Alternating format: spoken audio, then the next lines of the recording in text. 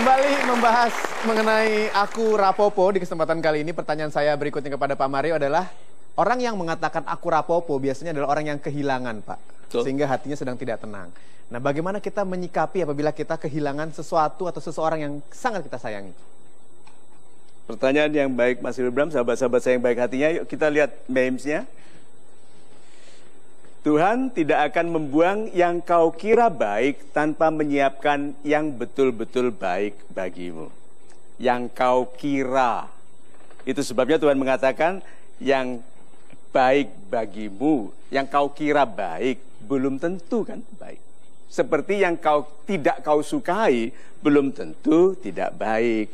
Nah, ada istilah dalam bahasa Inggris, growing pain. Sakitnya orang yang sedang tumbuh. Ayo, siapa yang pernah sakit gigi karena giginya tumbuh? Semua yang punya gigi toh? Ya, betul. Waktu bayi, teething, istilah gigi baru keluar, segala sesuatu digigit toh? Ya, ada Pak D datang digigit. Tuh. Karena gatal giginya, lalu setelah besar gerahamnya tumbuh. Itu proses pendewasaan. Jadi jatuh cinta kepada orang yang kita pikir baik, lalu kecewa. Menitipkan uang kepada pengobatan itu yang alternatif itu, yang disihir-sihir begitu. Percaya, ternyata kita diperdaya. Itu growing pain. Sebagian orang tumbuhnya lambat. Sebagian orang tumbuhnya cepat. Karena kalau kita ikhlas ya, lihat ya. Sebagian itu memang oleh Tuhan akan dihilangkan supaya ada yang baru masuk. Contohnya, tangan yang menggenggam tidak bisa menerima pemberian baru. Nah, Anda hang on kepada laki-laki tidak baik, tidak mau move on. Coba, Anda tidak usah betul-betul jatuh cinta ya. Kelihatan ubyang-ubyung jalan dengan laki-laki tidak baik, laki-laki baik menjauh. Dengarkan ini ya, laki-laki gagah, baik, yang masa depannya hebat, cita-citanya besar, itu gengsian. Laki-laki sangat gengsian loh. Laki-laki yang tidak gengsian, ya banyak yang tidak mengerti dia laki-laki bahkan. Oke? Ini bukan yang itu tadi ya. Nah. Tetapi laki-laki, the real man, itu gengsian. Laki-laki tidak tertarik kepada wanita yang jatuh cinta kepada laki-laki yang dilihatnya di bawah kelas dia. Hati-hati loh itu. Dan banyak wanita memelihara laki-laki, hubungan dengan laki-laki tidak baik karena apa? Belum ada yang lain. Itu yang membuat laki-laki yang baik-baik tidak mau dekat-dekat. Kenapa? Aku tidak pantas sama dia. Kenapa? Dia pilihannya tidak baik. So, wanita sesedikit mungkin kelihatan berhubungan dengan laki-laki yang tidak baik. Sebagian memang harus hilang supaya yang baru datang. Kalau gitu disimpulkan, jodoh kita berapa? Ini harus saya ulangi terus karena kesalahan mengenai pengertian jodoh ini luas. Jodoh kita ada berapa? Jodoh kita ada berapa? Ini jangan senang ya, seperti Anda akan punya banyak istri, bukan itu. Hukumnya dulu, wanita yang baik untuk laki-laki yang baik dan sebaliknya. Good. Wanita kelas A, pantasnya laki-laki kelas A. Lalu dia memperbaiki diri, belajar, mempercantik diri, menyehatkan diri, jadi kelas B. Laki-lakinya sekarang? B.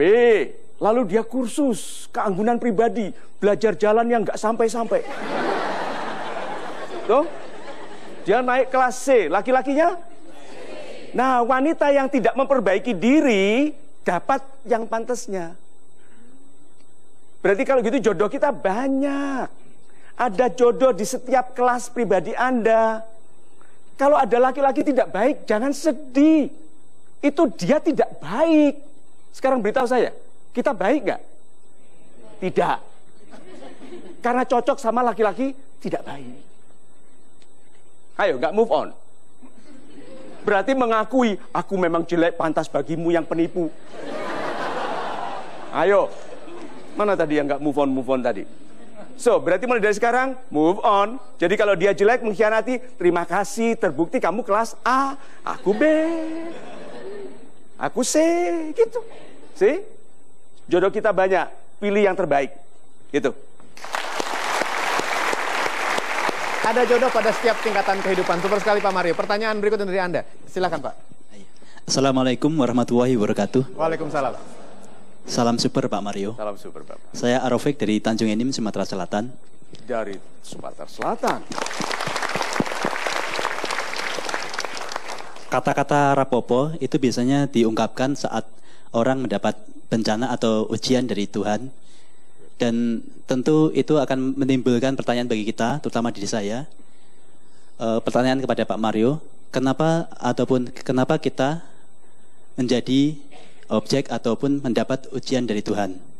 Kemudian, sikap atau tindakan apa yang harus kita lakukan supaya kita bisa ikhlas dalam menerima ujian dari Tuhan ini, kemudian kita bisa menang atau bisa lulus dari ujian Tuhan ini. Terima kasih.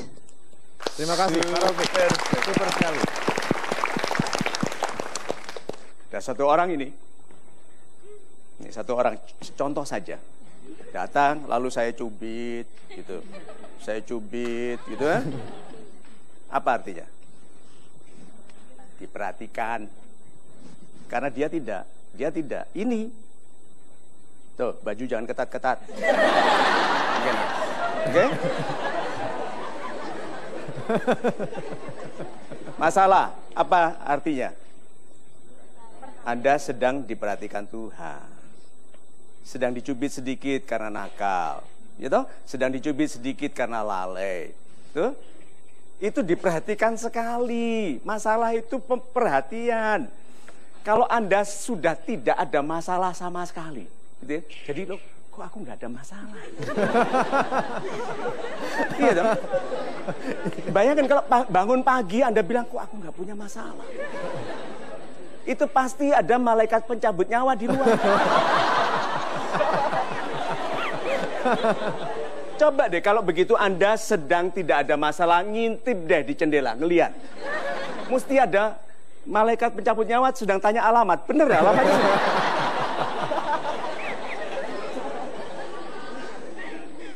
Pak, masalah itu pemberitahuan dari Tuhan. Arofik, namamu nama penyanyi. Gitu? Kamu sedang aku perhatikan dengan dikasih masalah. Orang yang dikasih masalah supaya apa?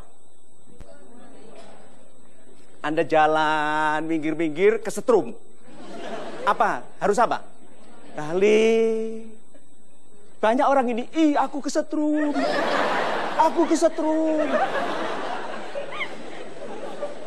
Tidak mengubah diri. Itu tadi loh.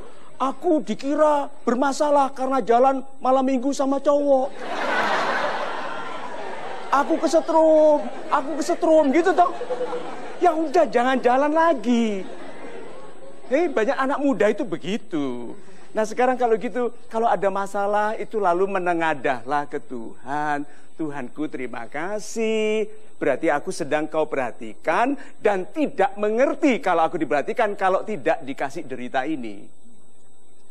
Karena banyak di antara kita hanya berdoa kalau sedih. Ya toh? Lalu para malaikat lapor, Tuhanku dia tuh kalau lagi seneng lupa. Terus Tuhan bilang, ya wes buat dia sedih. Ayo. Iya Pak. Sudah lebih ringan rasanya? Good. Berarti Bapak sangat disayangi Tuhan. Ada berapa juta orang yang ingin namanya disebut di televisi? Bapak tampil disebut. Tuh, kamera ambil dia. Tuh. Padahal biasanya kamera itu memilih wajah-wajah yang lebih baik.